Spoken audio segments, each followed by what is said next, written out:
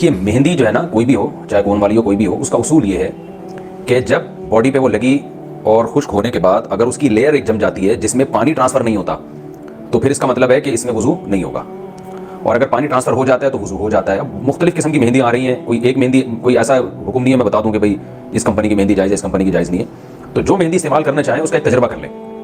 تجربہ یہ ہے کہ سادہ پیپر پہ آپ نے مہندی لگائی، کاغذ پہ، اور اس کو پھر خشک کر لیا، ہٹا دیا۔ اس کا کلر جب پکا ہو جائے تو آپ نے دیکھنا ہے پانی کا ایک قطرہ ٹپکانا ہے۔ اگر پانی کا قطرہ اس کلر کے آر پار ہو جاتا ہے اور کاغذ نیچے سے گیلا ہو جاتا ہے تو اس کا مطلب ہے کہ اس کے اندر سے پانی گزر رہا ہے، اور اگر پانی کا قطرہ اوپر ہی پھسلتا رہتا ہے تو اٹ مینز اس کے اندر سے پانی نہیں گزر سکتا، لہذا اس میں وضو جائز نہیں ہوگا۔ مرد کے لیے بریسلیٹ پہننے کا حکم، کیا مرد بریسلیٹ پہن سکتا ہے یا نہیں؟ اگر کسی کو شوق ہو تو کیا اس کے لیے پہننا جائز ہوگا؟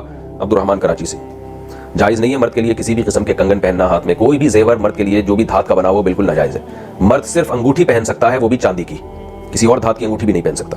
ہاں انگوٹھی کے اوپر خوبصورتی کے لیے کوئی پتھر لگا لے تو جائز ہے، البتہ پتھر قسمتوں کی وجہ سے لگانا کہ یہ پتھر موافق رہے گا ناموافق رہے گا تو یہ بھی حرام ہے۔ مختلف ہیئر اسٹائل بنانا، آج کل خواتین کے جو مختلف قسم کے ہیئر اسٹائلز آئے ہوئے ہیں، مختلف طرح سے مانگے بنانا، چٹیا بنانا وغیرہ، کیا یہ سب جائز ہے؟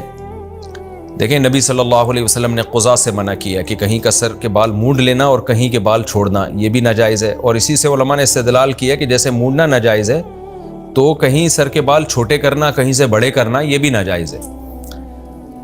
تو عورت اور مرد کے لیے یہ ضروری ہے کہ یا اور مرد تو چھوٹے بال بھی رکھ سکتا ہے لیکن عورت بال پیچھے لے کے جائے، سارے بال، اور پیچھے چھوٹے اگر کرنے ہیں تو بڑھائے اس کو، اتنے بڑھائے کم از کم کہ چٹیا بن سکے اس میں۔ پھر اگر نیچے سے ان کی لینتھ برابر کرنا چاہے تو کر سکتی ہے، جیسے بعض عورتیں کر رہی ہوتی ہیں، نیچے سے نوکے کاٹ رہی ہوتی ہیں، یا بہت ہی لمبے ہو گئے کمر سے بھی نیچے چلے گئے، تو افضل تو یہی ہے کہ لمبے بال رکھے لیکن اس کو کمر تک چھوٹا کرنا، یا اتنا چھوٹا کہ کم از کم چٹیا بن سکے۔ مرد اور عورت کا فرق جو بالوں کے ذریعے اللہ نے ایک بڑا فرق رکھا ہے وہ فرق بھی برقرار رہے، تو اتنا ہے۔ باقی یہ جو ہیئر اسٹائل اور خواتین کے آ رہے ہیں یہ ٹھیک نہیں ہے، ان میں کہیں سے بال چھوٹے ہوتے ہیں، کہیں سے بڑے ہوتے ہیں۔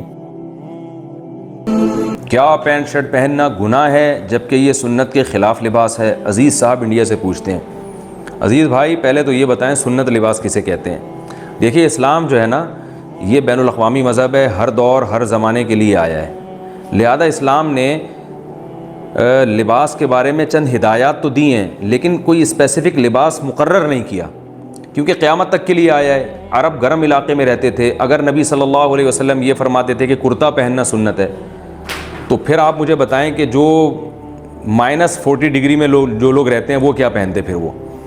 تو اس لیے اسلام نے لباس کے بارے میں چند ہدایات تو ہمیں دی ہیں۔ نمبر 1، لباس ایسا ہو کہ سطر ڈھکا ہوا ہو اور عورت کا لباس پورے جسم کو ڈھانپ رہا ہو۔ نمبر 2، لباس اتنا چست نہ ہو کہ سطر کے اعضاء جھلکتے ہوں، اس سے اتنا تنگ چست لباس پہننا ٹھیک نہیں ہے۔ نمبر 3، مرد کا لباس ایسا ہو کہ جو ٹخنوں سے اوپر ہو، ٹخنوں سے نیچے مرد کو لباس کھینچنا جائز نہیں ہے۔ نمبر 4، لباس کسی قوم کی مشابہت نہ ہو، اس میں غیر مسلم کی، ایسا لباس یعنی جسے دیکھ کر لوگ آپ کو وہ قوم کا آدمی سمجھنا شروع کر دیں۔ تو یہ 4 شرطیں ہیں، اگر یہ پائی جاتی ہیں تو پھر لباس جو چاہے آپ پہنیں، جو بھی آپ کا یعنی جس طرح کا چاہیں آپ پہنیں۔